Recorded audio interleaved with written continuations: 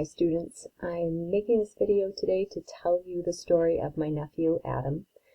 We lost him to suicide in 2015 and it is a sad story that hurts my heart to tell, but I think it's very important to share because it has everything to do with what you've learned in this drugs and alcohol unit. So let me tell you a little bit about Adam first. He was a lovely human being. In the middle you see his senior picture. He knew early on that he wanted to be a Marine and loved adventure, loved being physical. He was very athletic. He loved being a playful, dorky person. The other pictures show that. And he loved being a Marine. He was stationed in Okinawa, Japan.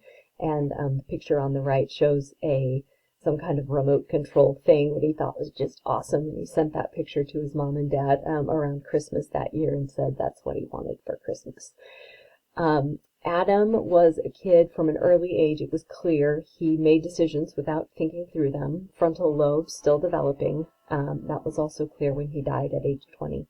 He had a heart of gold, though, students. I want to tell you two stories about him that kind of show you his heart of gold and also maybe his lack of good decision-making skills. So when he was in 8th grade, he was standing at lockers with a group of his friends, and the kid across from him in the circle was making fun of the kid next to him. And that was not okay with Adam. Anyone who felt unincluded was not okay. Adam was about making everybody feel loved, making everybody feel at home wherever they were. So he said, dude, cut it out. And the kid didn't quit. He kept making fun of the other kid. And Adam said, dude, if you don't cut it out, I'm going to punch your lights out. And the other kid didn't quit. So Adam punched his lights out and got suspended from school. There were consequences. But Adam really believed that he had done the right thing that day in defending the kid. So there are other ways to take care of situations like that. But punching a kid's lights out is one choice. Another thing that he did, just having fun outside, waiting for somebody to pick him up. He was in the garage, and there were, you know, how when cottonwood trees are losing their cotton, he was picking up those little bits of cottonwood, flipping them in the air, lighting a match, and just singeing them midair, waiting for someone to pick him up. So his ride came. He closed the garage door, didn't think another thing about it, and within half hour or so, most of their garage had burned down, and they lost a car in that fire and had to move out of their house for 8 weeks while everything was fumigated and the garage was rebuilt. So that was another good example. Finally, I will tell you, Adam was an amazing wrestler, and his junior year of high school, he was set to wrestle for the state championship. And Adam could do a backflip. Just standing there, he could do a backflip. And he was all pumped up before his wrestling match, and someone said, Adam, do a flip. And without really thinking, he did a backflip, landed with one foot on the mat and one foot off of the mat, fell backwards, broke his wrist. So, right before his chance at becoming the Ohio State champion wrestler, he broke his wrist instead. Students, that just gives you a little bit of an idea that if Adam had a thought to do something, he did it. So, my family was very excited for him to go to the Marines. He always wanted to be a Marine to do that. So he's in Japan and not enjoying his job. He had been assigned to a desk job, and he really, really, really wanted to be outside doing the active and physical things. That's the only indication that we had that he wasn't particularly happy. He turned 20 in September of the year he died, and the drinking age is 20 in Japan, so he was able to start drinking alcohol legally. He told my brother in November that he didn't like the effects that alcohol was having on his body. He was feeling flabby, he was feeling out of shape, and he was feeling pretty much like a loser. So he was going to quit drinking as much and get back to the gym. December was a normal month. On Friday night, Adam had posted really cool videos of him and his friends doing BMX tricks. He was an excellent BMX bike rider.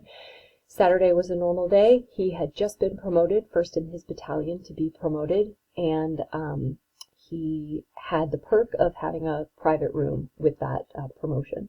So Saturday, most of Saturday, he spent moving his stuff from his roommate room to his private room. He was very excited. He had a trip to Hawaii planned for his Christmas vacation, plane tickets all purchased, and he had an appointment to get his tattoo, one of his tattoos, made into a sleeve. I forgot to tell you that. Adam was kind of into tattoos, so I'll show you the tattoos that he had before he died. So this is the tattoo that he was going to get made into a sleeve, taken onto his back and down further onto his arm. I'm not a huge fan of tattoos, so I'm going to go back to the other page with his handsome face, but you can tell from his tattoos that he loved the United States. He was a patriot.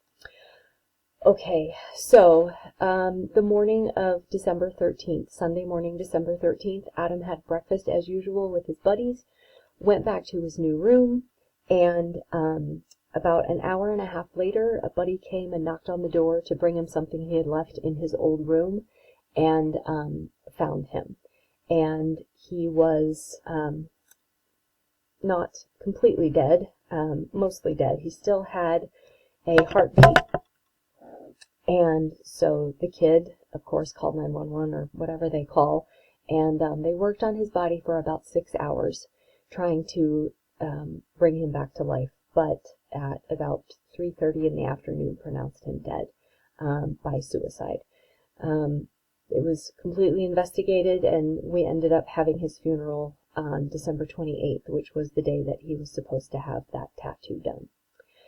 We had no idea what happened. No idea. Students, he had no evidence of depression. There was no evidence of suicidal thoughts. Nothing. And my family was absolutely confused, grieving, upset. It's hard to explain emotionally what it was like. My sister-in-law could not believe that he had taken his own life. And so for months she tried and finally succeeded. About 6 months later, figured out his password for his Gmail account. And through that, she was able to get to his Amazon account and found that he had interacted with a seller about something called Buzz Juice. And sure enough, in his belongings that were sent home from Japan, there was a vape pen and 3 cartridges of blue liquid.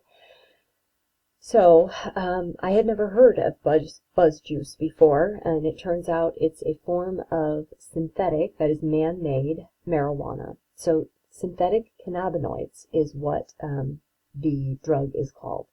And Adam had asked the seller if it would ship to Japan, and the seller said, you just have to try, see if it gets through to customs. So when I heard about that, I looked. I had never heard of the drug before, so I went to my favorite resource for all things information about drugs, which is drugabuse.gov.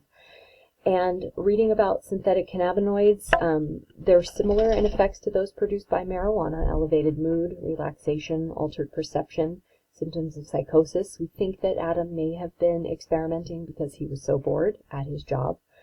But you keep going down the list, and this doesn't really explain anything. Extreme anxiety, confusion, paranoia, hallucinations. Who would ask for that? But some other health effects of synthetic cannabinoids, when you keep scrolling down and reading: rapid heart rate, vomiting, violent behavior, and suicidal thoughts. Those 2 words, suicidal thoughts. Those were the key in helping us understand what happened with Adam. Before we knew about his synthetic cannabinoid use, I said to my brother, he's not the kind of kid who would kill himself without leaving a note, is he? And my brother said, no, he's not. He would have left a note. He would have left a note. He would have told us why. He would have said, I love you, one last time. He had plans for Christmas. He had plans for the new year. And what we believe is that he was using Sunday morning, weekend fun, had suicidal thoughts called suicidal ideation, acted on it alone in his room, And we lost him that day, and we've not ever been able to get him back, nor will we ever get him back. So students, echoing what the guy in the video says about research, if you're thinking about using drugs, look into it. Use a trusted resource like drugaduse.gov. Read what's possible in terms of side effects, in terms of using. Educate yourself and make an informed decision.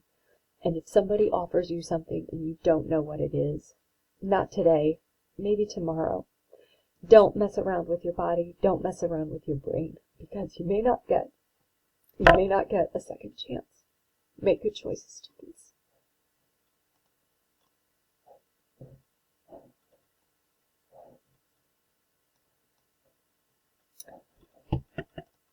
I'm having trouble ending the video. Oh, good grief.